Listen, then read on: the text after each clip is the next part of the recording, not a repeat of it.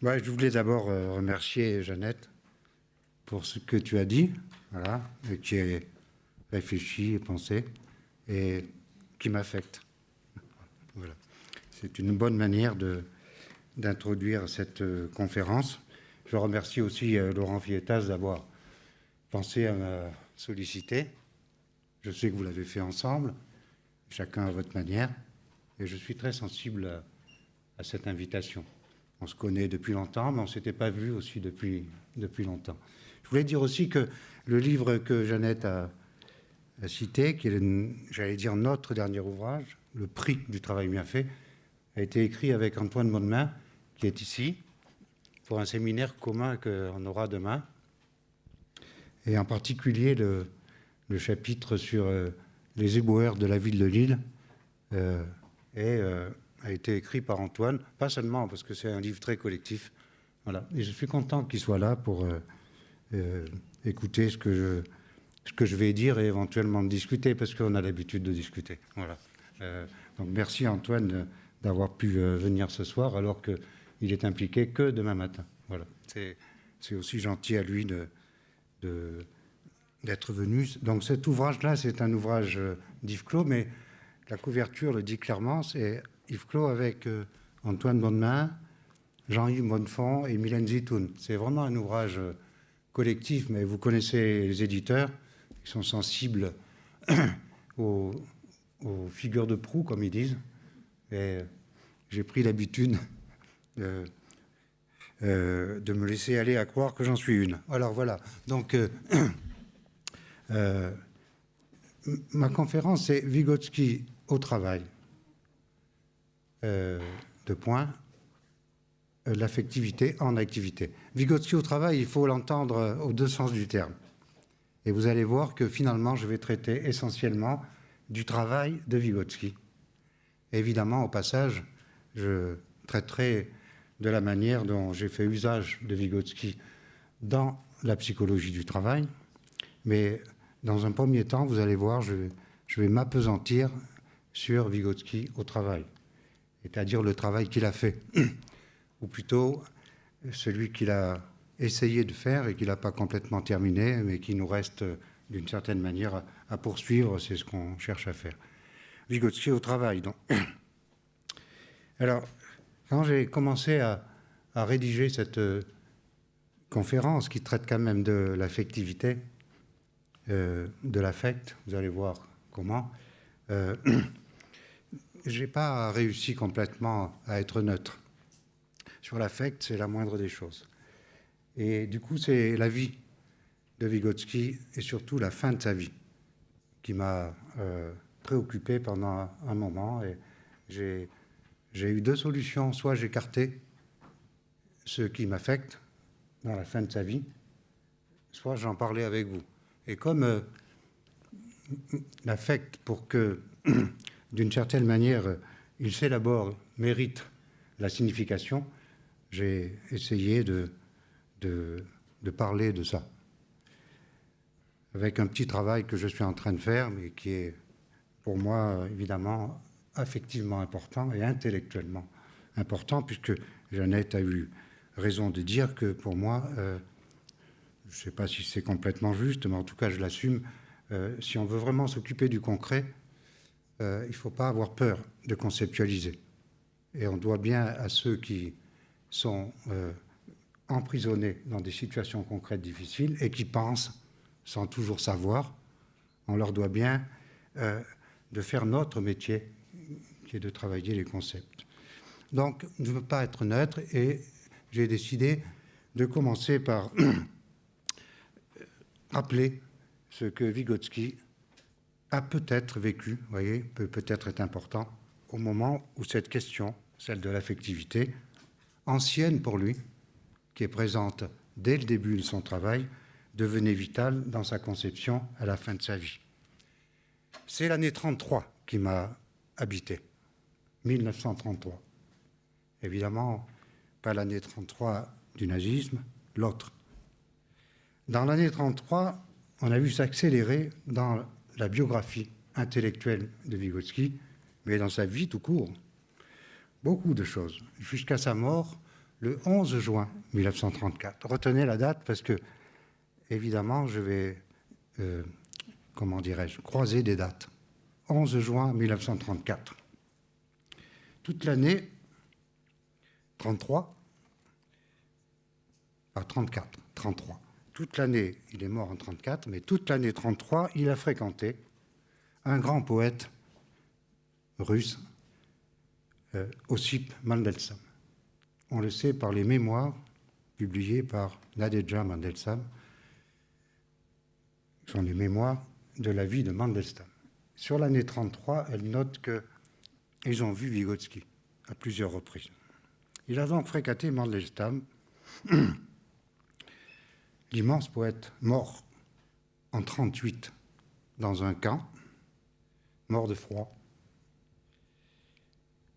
Le même Mandelstam a écrit à l'automne 1933, donc la même année où il fréquentait Vygotsky, Le montagnard du Kremlin.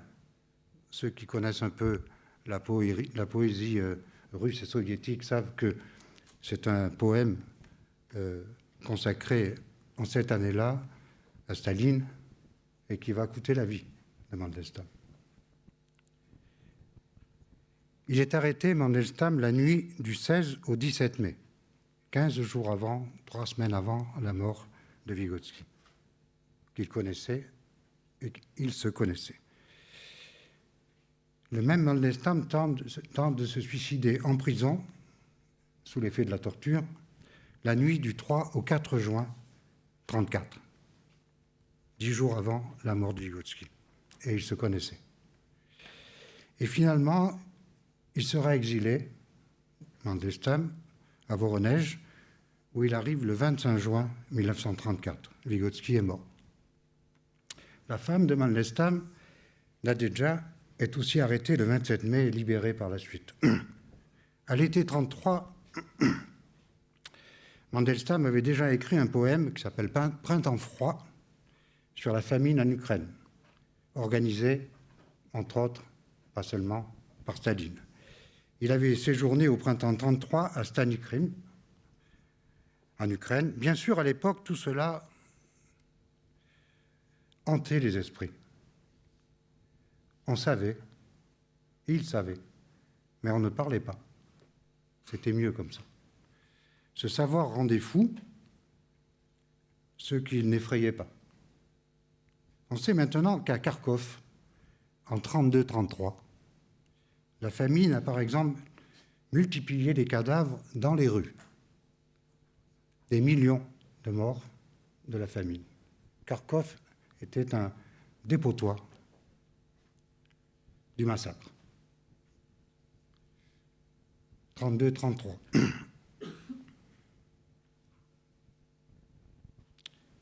Et Vygotsky arrive à Kharkov à l'hiver 1933.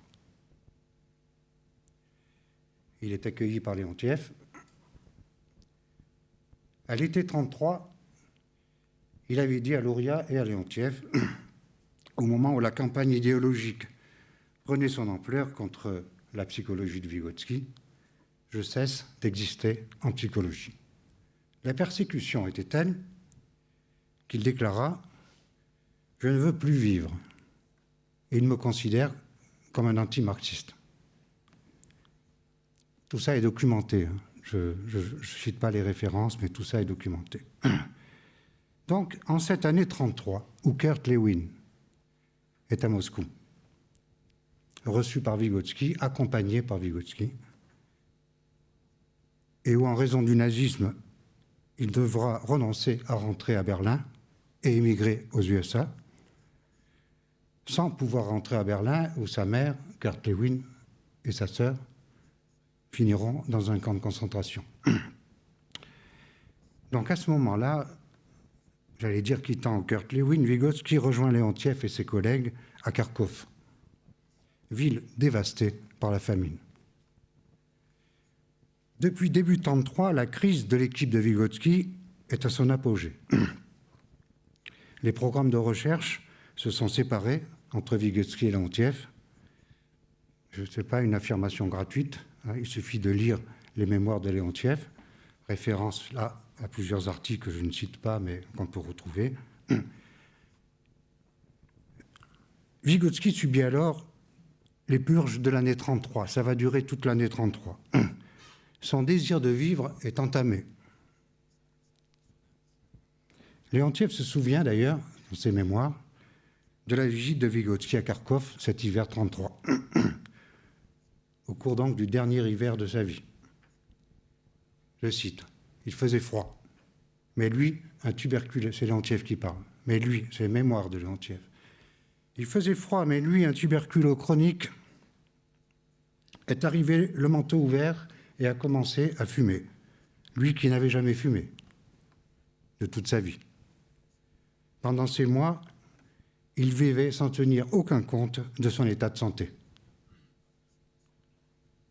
Un autre disciple de Vygotsky, Bluma Zingarnik, connu aussi d'ailleurs pour des travaux en psychologie, écrit « Vygotsky s'est suicidé ». Ou, hésitation, je dirais, il a tout fait pour cesser de vivre. Il a délibérément refusé les traitements propices au combat contre la tuberculose. Mais ce que les notebooks, c'est-à-dire le livre constitué par les cahiers personnels de Vygotsky sur lequel il notait tout, du souvenir personnel au souvenir scientifique, qui a été publié en 2018, qui est une mine pour comprendre tout ça. Dans ces notebooks, ces notebooks révèlent que Vygotsky a dû présenter à l'automne 1932 le projet de contenu de pensée et langage à une cellule du parti à l'Institut psychologique de Moscou, et qu'un chapitre sur la liberté de la volonté, qui figurait initialement dans le plan du livre, édité à titre posthume en 1934, n'est pas paru dans l'ouvrage. Son travail ayant été regardé comme anti-marxiste et bourgeois, Vygotsky avait rédigé pour le directeur, non pas de l'Institut psychologique de Moscou, mais pour l'Institut psychologique de Leningrad, une réaction à ce jugement, que Zavershneva et Van der Veer ont retrouvé, en partie, parce qu'il s'agit d'une note sur une facture à l'envers, et le texte s'arrête au milieu. C'est publié dans les notebooks à la page 316. Ces deux paragraphes font froid dans le dos. Vygotsky écrit au directeur de l'Institut psychologique de Leningrad. D'une copie de la résolution de la commission de purge de l'Institut psychologique de Moscou que j'ai reçue, j'ai appris que toutes mes vues théoriques que j'utilise dans tout mon travail sont qualifiées dans cette résolution d'une théorie idéaliste et bourgeoise, et comme une conception anti-marxiste. Étant donné que cette décision de la commission de purge a été prise sans aucune discussion substantielle préalable de ma théorie et exclusivement basée sur des déclarations faites par des collaborateurs de l'Institut, je suppose que les accusations portées contre ma théorie reposent sur des malentendus et ne correspondent pas à la réalité. J'ai toujours considéré que mon travail s'inscrivait dans le système de la science soviétique et non en dehors de celui-ci. J'ai subjectivement senti, qu'avec mon travail, je participais concrètement à la construction d'une psychologie marxiste. Et jusqu'à aujourd'hui, je continue à penser que mon travail avait aussi objectivement une signification positive dans la lutte avec, et les auteurs notent c'est barré, dans la lutte contre les théories idéalistes et bourgeoises. Et ici, le texte s'interrompt, puisque la facture est coupée en deux et qu'on n'a pas retrouvé dans les cahiers de Vygotsky autre chose. Voilà la situation dans laquelle Vygotsky se trouve. Vous conviendrez avec moi qu'elle est affective, très profondément affective. On dira peut-être qu'il est tout simplement affecté. Donc la question de l'affect n'est pas simplement une question théorique. Et pourtant, Vygotsky travaille. C'est ça qui m'intéresse le plus. Il travaille. Vygotsky ne se plaint pas. Ce n'est pas le genre. Dans un esprit spinoziste pratique, il écrit à ce moment-là, dans ses notes personnelles, « La sagesse est plus importante que l'espérance ». Page 374 des notebooks. Il écrit aussi, dans la même période, à quelques pages d'écart, le but pratique. Et j'en viens à la question théorico-clinique que je veux soulever. Le but pratique le plus élevé de la psychologie scientifique, c'est de comprendre les conditions de la liberté individuelle. C'est de comprendre l'unité des formes opposées de l'activité humaine entre le concept et l'affect. L'unité des formes opposées entre le concept et l'affect. Ce qui d'ailleurs sera au cœur de ce qu'on peut considérer, c'est mon cas, comme son testament scientifique, le texte sur l'arriération mentale, qui est un texte posthume qu'on peut trouver dans une édition chez Neuchâtel, que vous connaissez sans doute. Dans les carnets de Vygotsky, la liberté est définie dans l'esprit de l'éthique de Spinoza comme un affect conceptualisé. Le concept d'affect, je cite, est un état actif, la liberté telle qu'elle. Liberté, affect à l'intérieur du concept. Le problème central de toute psychologie, c'est la liberté. Le chemin de la liberté, précision de Vygotsky lui-même. Et c'est pourtant sur cette question de l'affect que se fait explicitement, entre autres, la rupture avec Léontiev. Pas dans l'imaginaire, dans les faits, puisque dans les mémoires de Léontiev, les textes sont au rendez-vous. Léontiev. Le virage vers l'étude des relations entre le concept et l'affect était en quelque sorte un pas en arrière. Au lieu de chercher les sources primaires de la conscience dans le monde objectif, dans l'activité pratique des hommes, Vygotsky a essayé d'expliquer la conscience à partir des affects. Affect, écrit Léontiev avec un point d'interrogation, affect, mais l'affect n'est pas une force motrice. C'était donc là, selon Léontiev, une erreur d'orientation de Vygotsky. L'état interne de fonctionnement de l'équipe de Vygotsky, Léontiev était à Kharkov à l'époque, était dramatique à cette époque-là. La confrontation de deux lignes pour l'avenir. Et là, je cite Léontiev. Ma ligne, écrit-il, ma ligne. Retour aux thèses initiales et leur développement dans une nouvelle direction. Étude de l'intellect pratique. Action objective. La ligne de Vygotsky, c'est toujours un texte de Léontiev. Tendance affective, émotion, sentiment, ils sont derrière la conscience, la vie des affects, d'où le virage vers Spinoza. Moi-même, écrit-il, la pratique. Dans ses mémoires de 1976, Léontiev a rappelé à quel point Vygotsky était bouleversé lorsqu'il a appris et pris la mesure de cette divergence. La confrontation atteint son apogée au début de 1933, lorsque les programmes de recherche de Léontiev et Vygotsky se séparent. Léontiev écrit « Vygotsky a tout conservé, je dois tout recommencer ». Léontiev a même critiqué la pédologie et le rôle que joue ce mot si compliqué, mais si important, la Pérejvagne, sur lequel je vais revenir. Pourtant, ce n'est pas une idée nouvelle chez Vygotsky. Ça, c'est un point très important. Ce n'est pas une idée nouvelle chez Vygotsky, car dès 1924, dans ce texte classique, La conscience comme problème du comportement, il en fait l'unité de base de l'analyse.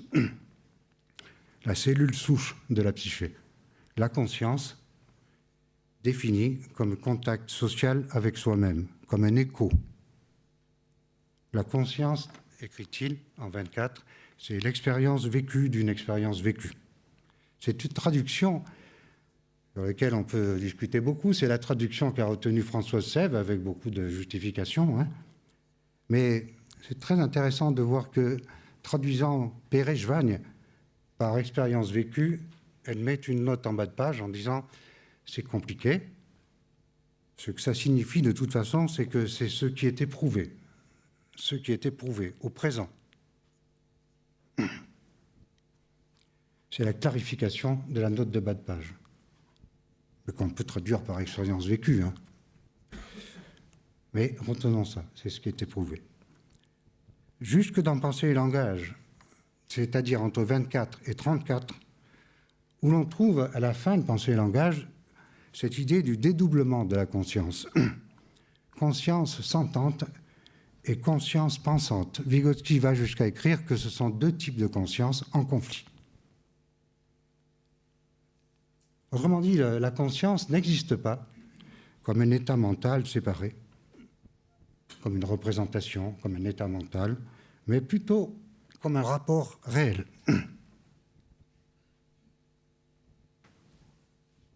Un rapport au réel ou un rapport réel. C'est seulement en mouvement, selon Vygotsky, de 24 à 34, qu'elle montre ce qu'elle est. Si nous la séparons de la vie, nous la privons de sa fonction principale qui consiste, au travers de l'action, à nous affranchir des subordinations de la situation concrète. Elle est exposée, la conscience, elle s'expose. Sinon, séparée de la vie, elle s'anémie. Laissée à elle-même, elle s'étiole. Sans réplique dans une nouvelle activité, elle s'éclipse. Vygotsky soutient que l'arrachement de la conscience au réel est destructeur pour elle-même. Elle s'éteint, elle perd sa profondeur subjective et sa mobilité, sa capacité d'élargir et de renouveler ses fonctionnements dans des contextes nouveaux. Pour tout dire, elle meurt en tant que conscience, car l'activité mentale vit en dehors d'elle-même, de son orientation vers l'extérieur. Vous voyez qu'on est loin de l'abandon de l'activité pratique. La conscience est un travail de liaison, toujours exposé à la déliaison, du sujet aux objets, du monde et à ses destinataires. Un conflit vivant, autrement dit, la conscience. Dans cette conscience à la fois vitale et mentale, le conflit est tel que, dans cette collision affective, des déliaisons sont possibles, des incrustations qui ne passent pas de l'une dans l'autre, c'est-à-dire d'une expérience vécue à une autre expérience vécue, de la conscience sentante, c'est-à-dire au travail dans le rapport au réel, à la conscience pensante, c'est-à-dire à l'organisation des habitudes de la pensée, on pourrait dire du déjà pensé, du déjà vécu. Et donc, dans ces phénomènes de déliaison, des incrustations qui ne passent pas de l'une dans l'autre, des résidus incontrôlés. Dans une conférence d'octobre 1933, interne à son équipe, Vygotsky définit ces incrustations, ces défauts de traduction par l'inconscient. Ce sont des textes peu connus sur lesquels j'insiste.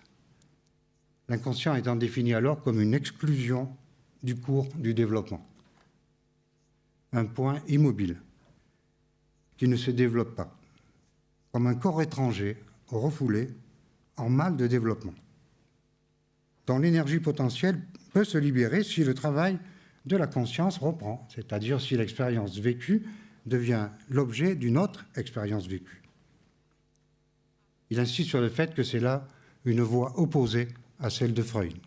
Lequel Freud a pensé la conscience à partir de l'inconscient, Vygotsky propose de renverser la question et de penser l'inconscient à partir de la conscience à une condition, de dédoubler la conscience et d'en faire une réalité opposée à elle-même, supposant le passage de l'une à l'autre, de la conscience sentante à la conscience pensante. L'inconscient ne se développe pas, il n'a pas d'histoire, sauf celle qui lui vient d'ailleurs, c'est-à-dire de la reprise de la conscience dans la vie. L'inconscient à partir de la conscience dédoublée, et non pas la conscience à partir de l'inconscient comme chez Freud. Mais, dit-il, et il insiste là-dessus, nous retrouvons le même problème. Et on n'est pas obligé de recommencer tout à zéro. C'est aussi son expression. L'affect est donc central. Mais s'il faut tout recommencer, pour reprendre la formule de Leontief, la théorie de l'activité ne peut être en deçà de ce niveau d'élaboration chez Vygotsky, de mon point de vue. Elle peut être seulement au-delà. Vygotsky le sait et l'écrit.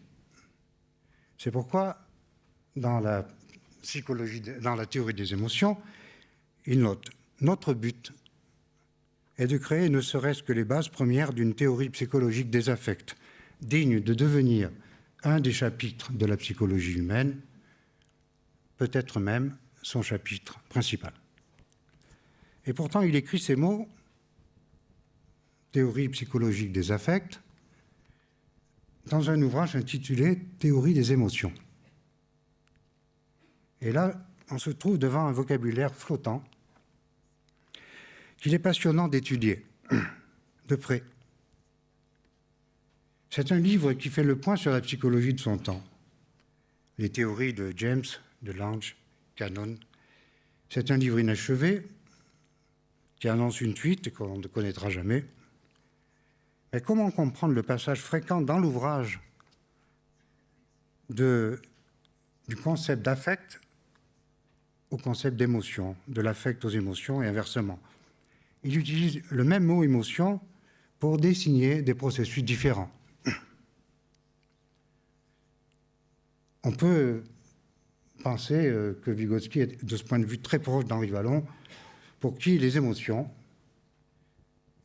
beaucoup d'occurrences l'attestent dans le livre de Vygotsky, pour qui les émotions peuvent être ramenées à la manière dont le tonus se forme, se consomme ou se conserve.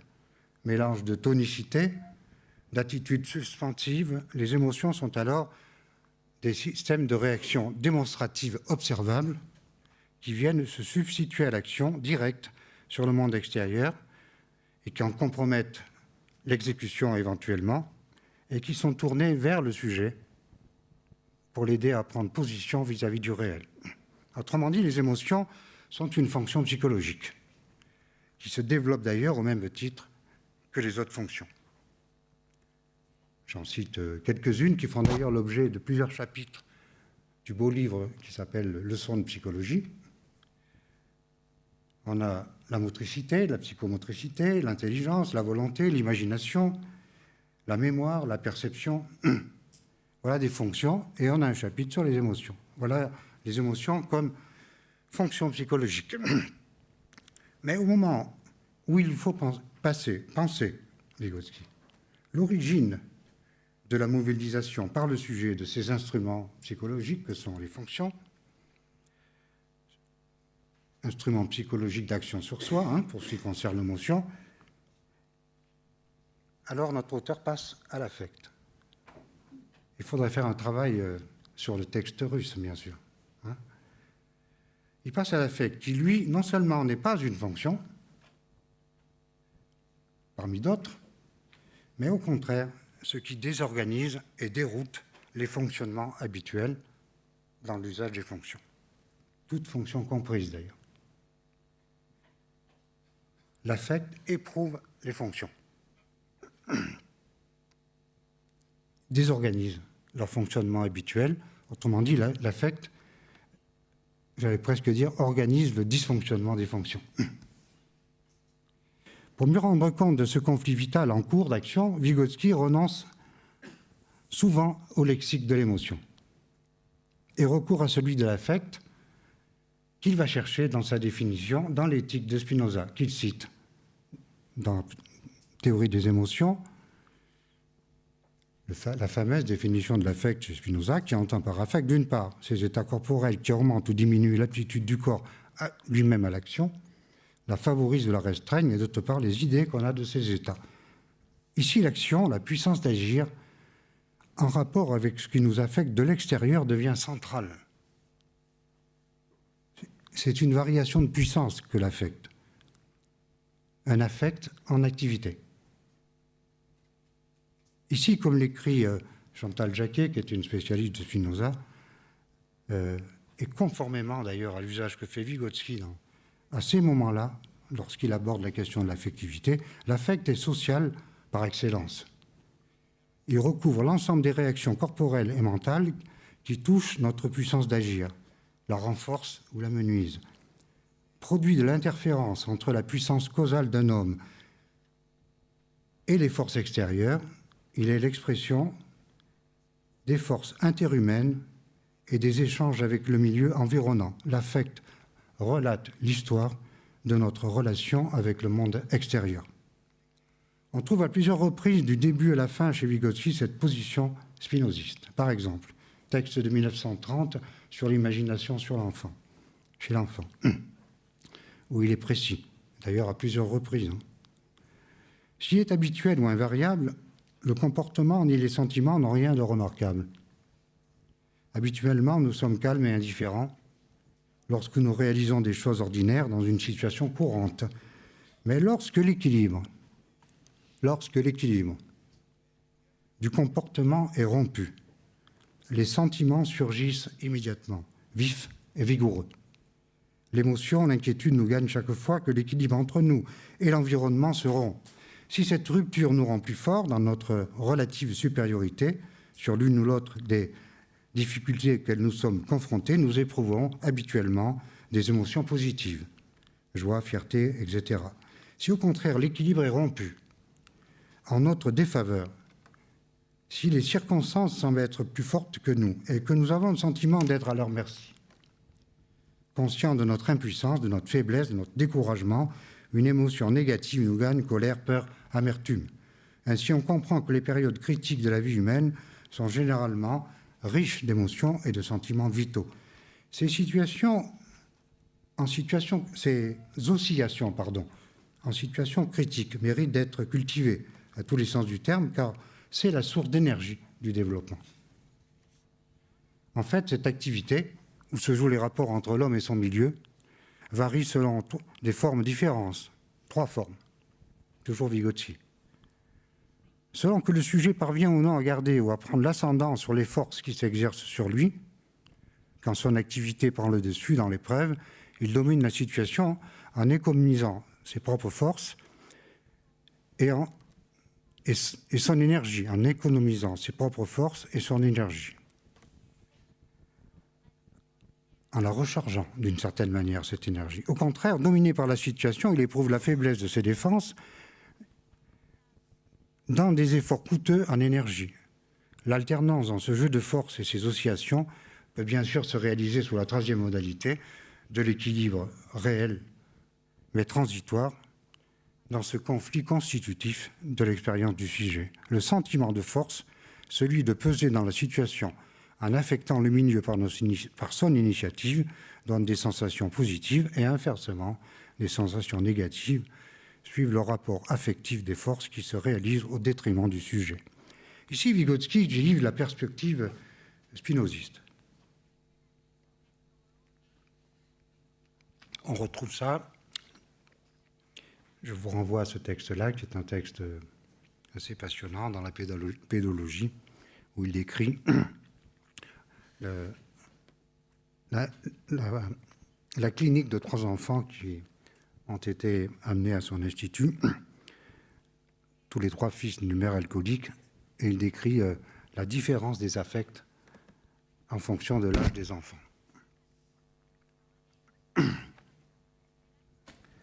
Et c'est là que la Pérejvagne est peut-être sans risque, à mon avis, rapprochée du concept d'affect chez Spinoza.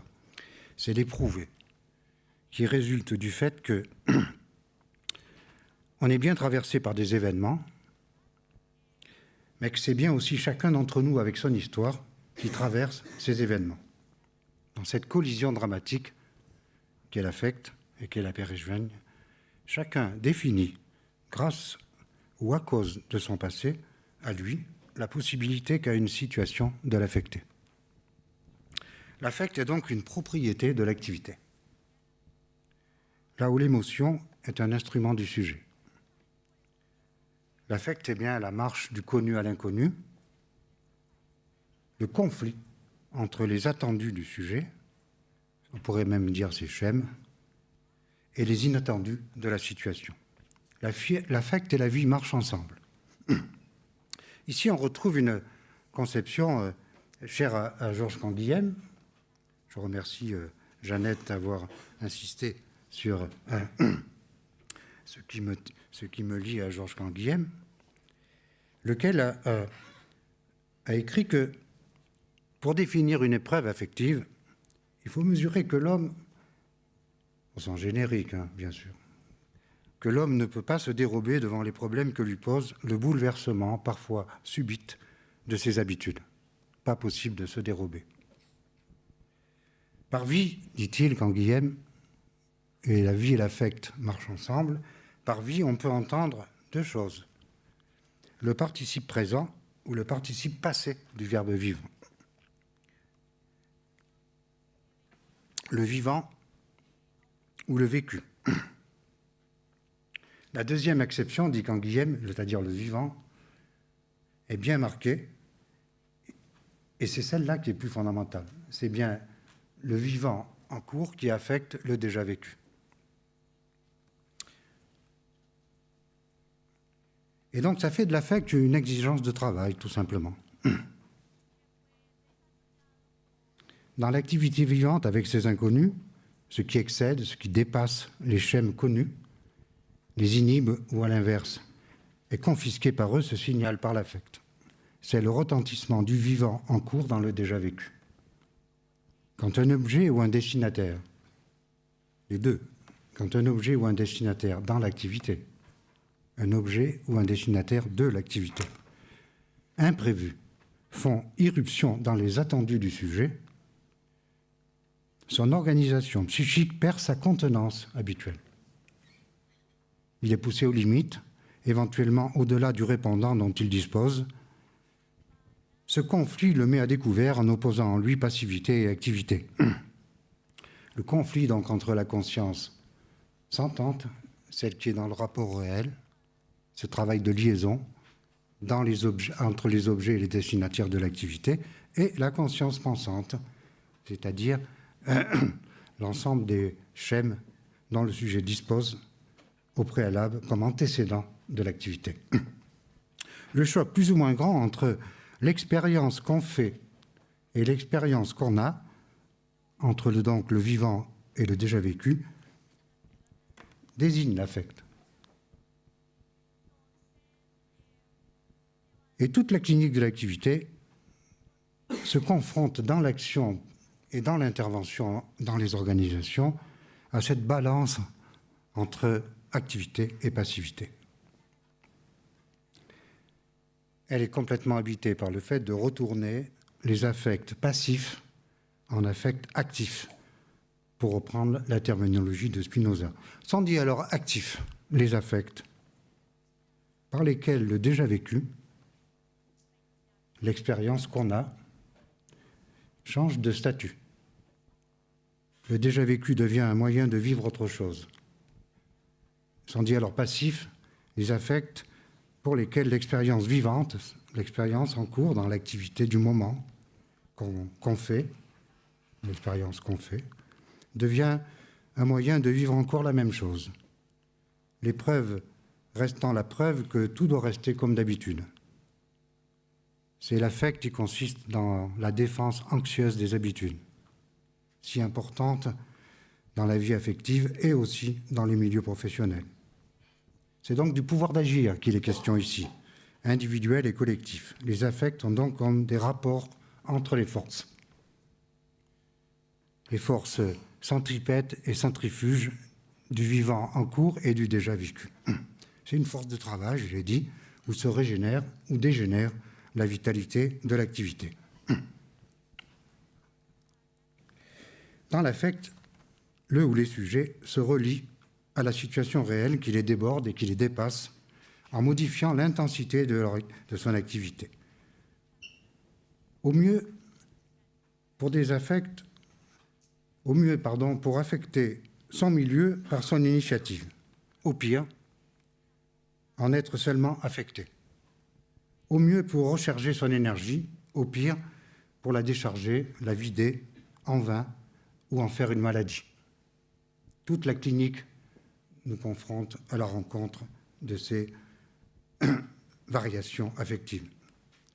C'est tout le problème de la psychologie du travail que j'évoque ici en réalité. Mais justement, non seulement l'affect n'éloigne pas de l'activité, mais il est l'énergie de son développement, à condition bien sûr de bien définir l'activité. Mais on voit bien qu'il est dangereux de confondre l'affect et l'émotion. Les émotions, dans les milieux de travail contemporains, on pourra échanger là-dessus, sont regardées comme si on pouvait les gérer d'ailleurs comme des compétences. Gérer ses émotions, positiver, est un discours de plus en plus hygiéniste, en entendant par hygiénisme quelque chose de précis. L'hygiénisme consiste à s'occuper des personnes qui posent problème plutôt qu'à s'occuper des problèmes que posent les personnes. Il y a différentes modalités de ça. On peut maîtriser ses émotions ou au contraire en faire des outils de communication. L'émotion peut être un vecteur de l'illusion consensuelle. Dans beaucoup de milieux professionnels, on trouve sur cette question des émotions une sorte de recherche de la connivence ludique, une épidémie de bienveillance, si vous me permettez l'expression, factice. La recherche du bien-être, au principe de cette gestion des émotions, telle qu'elle se développe aujourd'hui dans ces approches hygiénistes en milieu professionnel, il y a un refoulement des affects. Si vous entendez par affect ce que j'ai défini précédemment, c'est-à-dire un conflit dans l'activité entre l'expérience qu'on fait et l'expérience qu'on a à propos des objets de cette activité ou de ses destinataires. La gestion des émotions, la gestion hygiéniste des émotions est une tentative de refouler les activités empêchées, les activités contrariées, les activités avortées, toutes celles qu'on garde sur l'estomac, tous ceux qu'on voudrait faire sans pouvoir le faire, tous ceux qu'il aurait fallu faire et qu'on n'a pas fait ou pas pu faire, et tous ceux qu'il faudra refaire, ce qui est les maladies. La maladie principale du travail d'aujourd'hui, ne pas pouvoir se reconnaître dans ce qu'on fait. Or, la santé au travail se définit justement autrement que dans la gestion factice de ses émotions. Et même autrement que dans la satisfaction affichée, qui est tellement recherchée par questionnaires multiples. Les fameux questionnaires de satisfaction.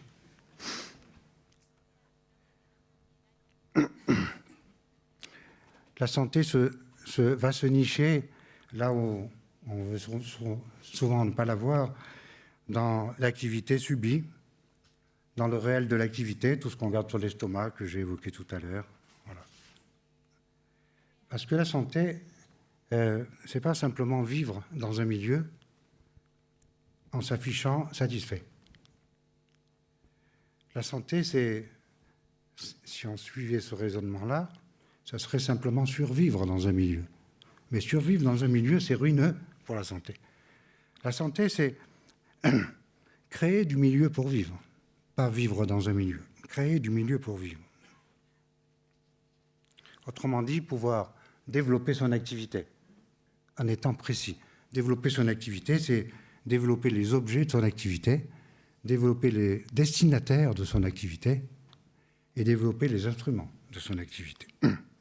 Autrement dit, c'est en transformant son milieu qu'on a des chances de rester en santé. C'est la part qu'on prend ou qu'on ne peut pas prendre à la production de la vie sociale, de travail. Autrement dit, la santé, comme l'activité, ça a à voir avec le rayon d'action qu'on est capable, finalement, avec lequel on est capable de vivre. Rayon d'action et rayonnement, d'ailleurs, ont quelque chose de commun. Pour ça, il faut regarder l'activité de manière précise.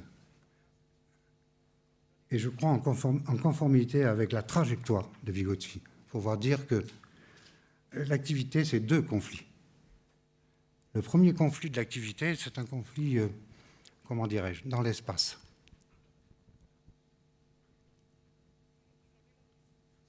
C'est d'ailleurs un conflit que moi-même je vis en ce moment, puisque je suis simultanément, j'ai défini l'activité comme ça, simultanément dirigé vers mon objet, et vous voyez à quel point il me résiste, simultanément dirigé vers mon objet et vers l'activité d'autrui portant sur cet objet, c'est-à-dire vers la vôtre. Autrement dit, l'activité, c'est un conflit triadique. L'activité, c'est une triade vivante qui relie le sujet, les objets et autrui. Autrement dit, l'activité est toujours adressée. Il n'y a pas d'activité humaine qui ne soit pas adressée. Il n'y a pas d'activité qui relie simplement un sujet à ses objets. Et d'ailleurs, l'inverse est vrai. Il n'y a pas d'activité qui relie directement un sujet aux autres sans objet, même inobservable ou inconscient. Autrement dit, l'activité dans l'espace, c'est cette triade vivante d'activités adressées ou dirigées. Vous pouvez la désigner comme vous voulez. Évidemment, si je ne peux plus dans mon activité vivre avec les objets qui me tiennent à cœur, dans lesquels je me reconnais, qui sont défendables à mes propres yeux, et si je ne peux plus dans mon activité bénéficier des ressources et des échanges avec des destinataires qui considèrent que cette activité défendable à mes propres yeux est aussi défendable au leur, autrement dit, si mes objets se rétrécissent, si mes destinataires s'amenuisent, alors mon activité est ravalée. Et je suis tout simplement diminué. Et c'est ça qui ruine la santé.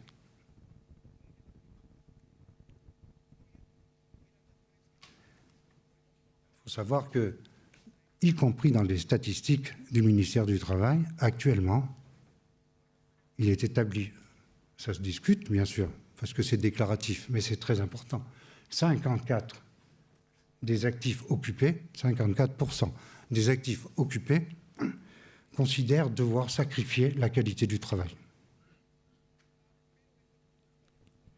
L'activité avortée est statistiquement instruite. Et il n'y a pas bien de raison d'éviter que se multiplient alors les occasions d'en faire des maladies.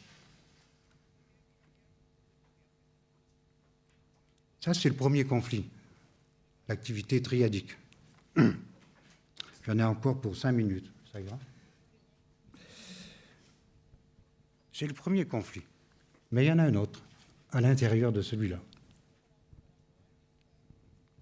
C'est précisément l'affect, c'est-à-dire le conflit entre l'expérience que j'ai déjà et l'expérience que je fais, entre le déjà vécu et le vivant en cours.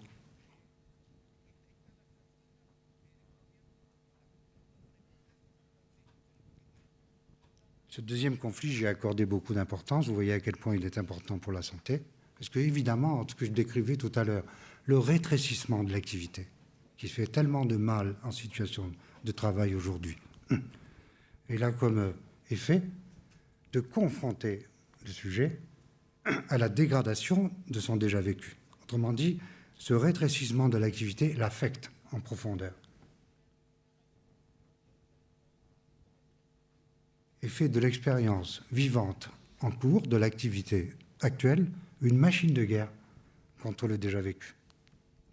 Et ça, c'est ruineux pour la santé parce que précisément c'est un affect qui en plus rencontre d'énormes difficultés pour s'élaborer, pour transformer une expérience vécue en moyen d'en vivre une autre, comme le disait Vygotsky pour définir la conscience.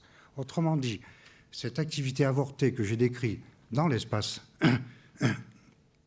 est ruineuse pour la conscience, et d'abord pour la conscience professionnelle.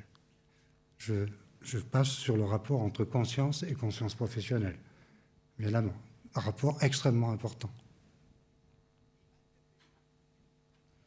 Ces deux conflits, c'est quasi ma conclusion, font de l'activité un chronotope. Vous savez que chez Bakhtin, on trouve cette idée de chronotope, c'est-à-dire d'un espace-temps. L'activité, c'est un espace-temps.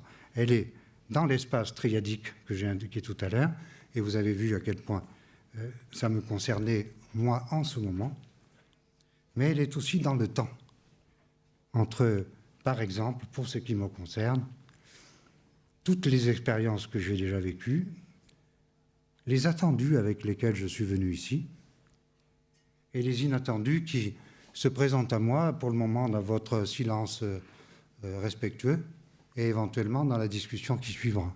Ici, je prends le risque de l'affect. Et si je ne peux pas le prendre, je ne peux pas discuter.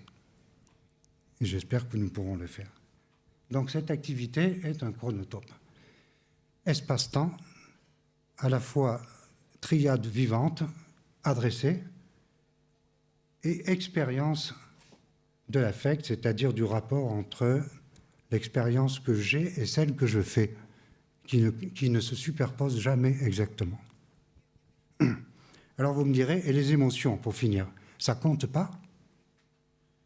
Loin de moi de regarder les choses comme ça, et je suis suffisamment admirateur de la théorie des émotions de Vygotsky pour ne pas traiter avec des pincettes cette petite affaire des émotions. Non, les émotions, c'est extrêmement important. Extrêmement important. C'est ce qu'on pourrait appeler les délégués des affects. Elles assurent les émotions, et c'est vraiment très important, l'intérim de l'action. Elles trahissent l'affect, si vous me permettez l'expression. Quand je dis qu'elles trahissent l'affect, j'entends deux sens du terme. Bien sûr, elles révèlent l'affect, mais en même temps, elles ne permettent pas d'inférer l'affect. On peut pleurer de bonheur, on peut rire de peur,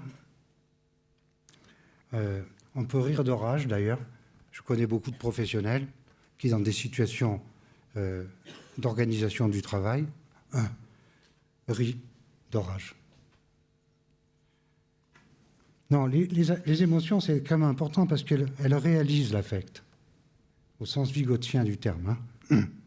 Elles sont observables et elles appellent un travail d'interprétation de l'affect. Elles ne disent rien directement de l'affect. Je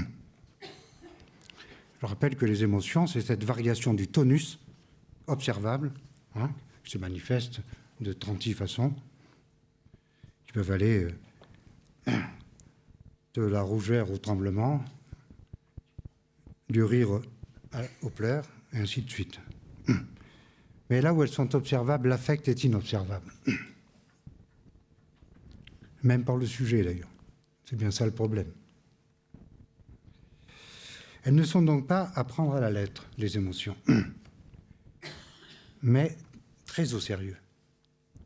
Un peu comme la pensée se réalise dans le langage, on peut dire que l'affect se réalise dans les émotions. C'est le même rapport. Je n'ai pas le temps de développer, mais comme le dit Vygotsky, le langage et la pensée ne sont pas faits de la même étoffe, n'ont pas la même origine. Et c'est justement leur conflit qui est source de développement de la signification. Eh bien, les émotions et l'affect sont à peu près dans le même rapport. Je dis bien à peu près. Dans les émotions, l'affect se réalise, c'est-à-dire aussi se transforme. Parce que les émotions ont leur syntaxe. Le tonus a ses séquences. Il ne se développe pas n'importe comment. J'allais dire, la syntaxe émotionnelle a des obligations pour le sujet. On ne fait pas ce qu'on veut avec ses émotions, avec son corps en particulier. C'est bien pourquoi il nous trahit souvent. Cet état effervescent du corps et de l'esprit d'ailleurs, brusque, disruptif, épisodique, rend l'affect observable, alors qu'il ne l'est pas directement. En tout cas, cet affect qui n'est pas transparent, puisqu'il suppose l'expérience revécue consciemment d'un conflit vécu dans l'activité, mais l'émotion est l'instrument pour y conduire, en faisant parler les rires, les intonations, les accents, la voix et les silences du regard. Les techniques du corps sont extrêmement importantes pour se frayer un chemin périlleux vers l'affect. Et donc, il faut cultiver les émotions. Et d'une certaine manière, en cultivant les émotions, comme on cultive la langue pour développer la pensée, en cultivant les émotions ensemble, parce que tout ça est collectif, quoi, hein, ceux qu'on supporte et ceux qu'on ne supporte pas. La dose de vérité qui peut exister dans un milieu professionnel, très variable, la dose de vérité qu'une organisation peut supporter. Ça se cultive ensemble, ça se travaille ensemble. Donc en développant les émotions, c'est-à-dire la culture des tonus corporels, les techniques du corps dont Marcel Mauss faisait un si grand éloge, ces techniques du corps, ces techniques émotionnelles, ça se travaille, ça se vit ensemble et ça se développe, ça se cultive au sens fort du terme.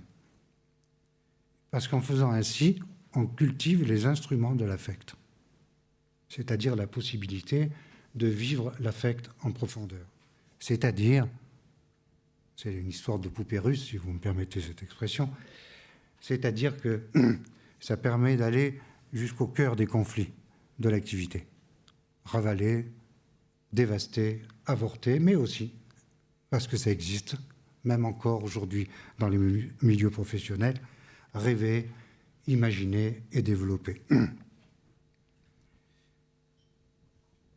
Comme la multiplicité simultanée des langues parlées permettent le développement de la pensée, vous savez que ça c'est une idée chère à Vygotsky, hein, au plus je connais de langues étrangères, au plus je suis capable de penser en profondeur.